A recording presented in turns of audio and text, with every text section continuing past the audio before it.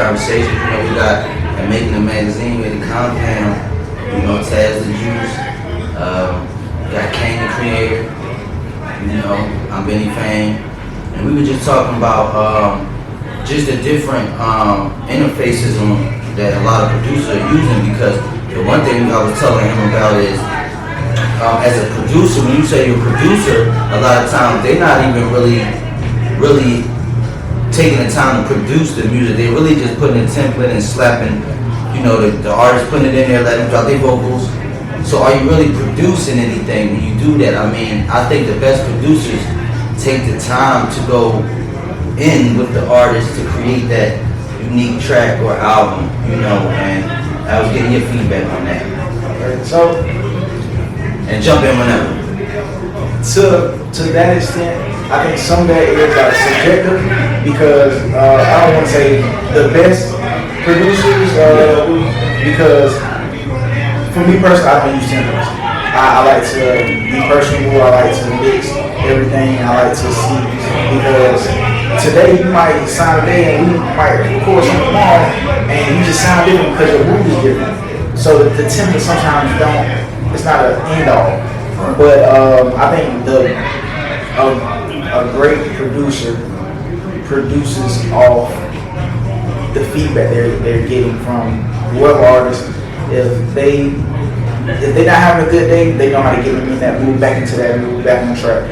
A producer knows how to make a production, and I think that's where a lot of younger people who just get into it, they say, okay, the FL is quick and easy. It's a tool that older producers created for the younger generation. It's supposed to be like that. It's supposed to be easier for the younger generation. And that's how life's supposed to be. We create things for the younger generation to make it easier for them. But in making it easier for them, then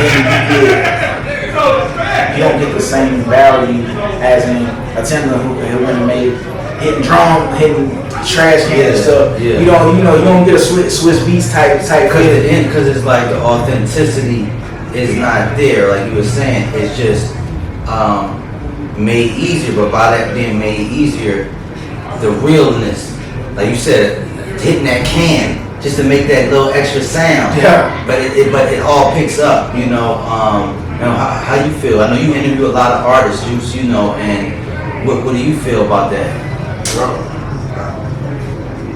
I think everybody is different, especially when it comes down to using Fruity Loops, Logic. You know, Apple is taking over. Like you say, you go to school for it, and I'm sure there's, you know, a lot of great technology is based off of, you know, Pro Tools is very prevalent. You know, I know pretty much everybody I work around or have done music with is using Pro Tools. You know, so I'm a Pro Tool man when it comes to that. You know. Do you feel that the producer? Do you feel like when you're in the studio session with these producers, that they're giving the attention to the track, or do you feel like a lot of times it's just that cut and paste feel? Shoot, man, it depends on the chemistry, you know, because a lot of times if you're going for time, you're paying for it. Yeah.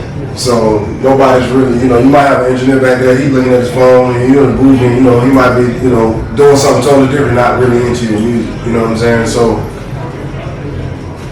it differs. See, because for me, when I would record, when I'm in the studio, and I used to do my music, and you know, my producer I would have is H, Sound Gallery, that's produced a lot of my projects.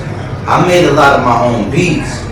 But as far as the recording, you know, I go to home base and places mixed by Nando. That's I got private places that I deal with because I want to feel that you care. I don't want, if I'm spending an hour or 2 hours, but I book block sessions. But when I do that, I don't want to come out and every time I gotta say, oh, can you stop my track, or can you punch me right there, or can you do that, because you're not necessarily paying attention to me. You know, that's why I don't record with a lot of people. Because even if I was recording an artist or any job that I'm giving you. It's like you book me to shoot your video, like half the video I'm on the phone. Am I really giving attention to you as the client? So those are just in general in business. So I guess my next thing would be,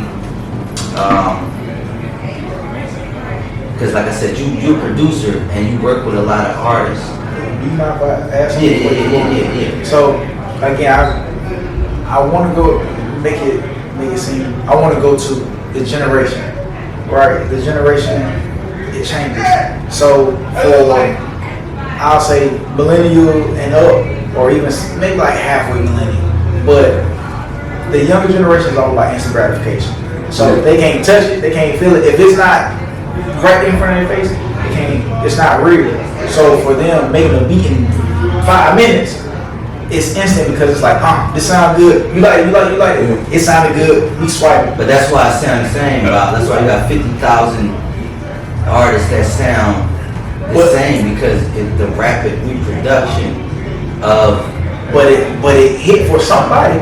Somebody made it sound like that, and it hit for them, and it was instant. And they may never make another beat like that, or make another track that's gonna blow like that. But for them, as a younger person, if I see my homeboy like, damn, you just made that shit.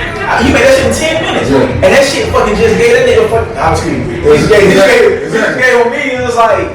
It's like, okay, I want that. But for us, it's like, okay, I'm a little older. I'm good with patience. I feel like I know what the ass a few times. I feel like that is an illusion though, because a lot of times the reason I said that's an illusion is because when it's not really that many people that, like you said, that made that little 5-minute beat, boom, then jumped on the track, because there's a difference between getting thousands of views and getting a viral moment for your song or your moment versus you performing for the rest of your life. You know what I'm saying? So with these instant gratification sounding artists, that's exactly what you get, a moment of instant fame or the viral instant moment, but that instant moment is gone as fast as it came.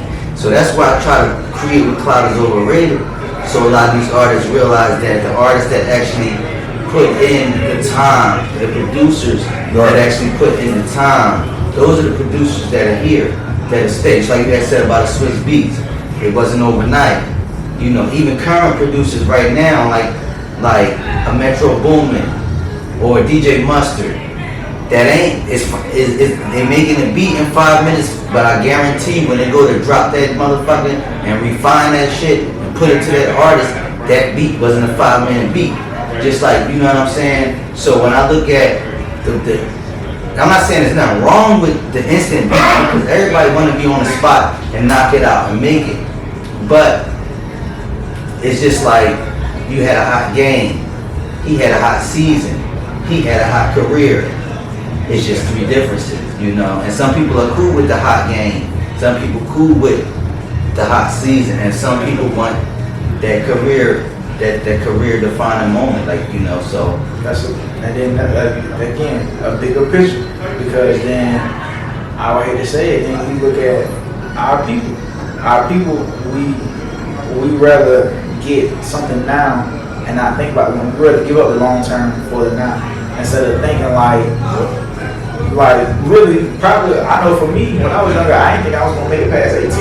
Then I got to 21. I didn't know I was going to make it past 21. And now I'm 31, 10 years later. I'm like, hold on, I want to see my kids grow up. So I think the younger generation, they're not thinking about the long term. But even also, you hear a lot of old folks say, man, them young niggas, they not doing nothing, and they don't want to talk to them. But even just like have the platform to say, hey, invite, let's have a conversation.